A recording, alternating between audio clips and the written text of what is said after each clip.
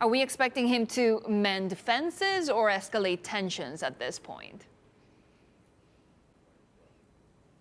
Well, Sherry, according to the North Korean state media so far, leading up to Kim Jong Un's New Year's speech, there has been many North Korean government officials issuing statements that rather point towards escalating tension instead of easing. This is seen from many statements urging the United States to abide by North Korea's self-imposed year-end deadline, demanding the Donald Trump administration to come back to the denuclearization talks with a better offer that North Korea would find more pleasing. This was actually what started the deadlock between the denuclearization talks between the U.S. and North Korea after talks fell through in Hanoi.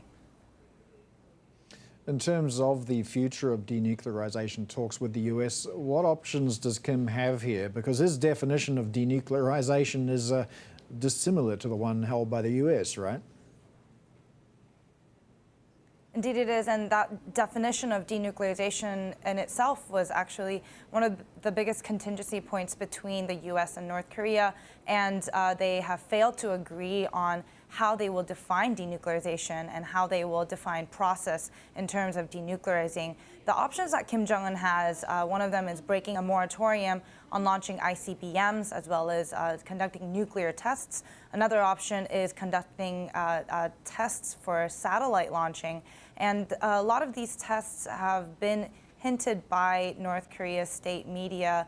They have stated that U.S. is allowed to launch missiles, while North Korea has been criticized for such tests. So we would have to wait and see on what Kim Jong Un announces in his New Year's speech to see what next steps that North Korea will be taking.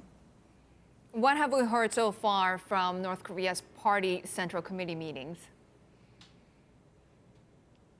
The latest we're seeing, we're into day 3 now of this meeting. Today would be day 4, is Kim Jong Un constantly emphasizing the need to ratchet up efforts to hold up his economic development plan. And this is a domestic audience that Kim Jong Un has to rather cater to in order to secure his regime and in a way legitimize his leadership within North Korea. And this could also be another way for Kim Jong Un to emphasize to the world, and not just the Donald Trump administration, that they will fend for themselves and that they will stand up for themselves and not cave in to whatever denuclearization demands without having met their own demands from the U.S. side.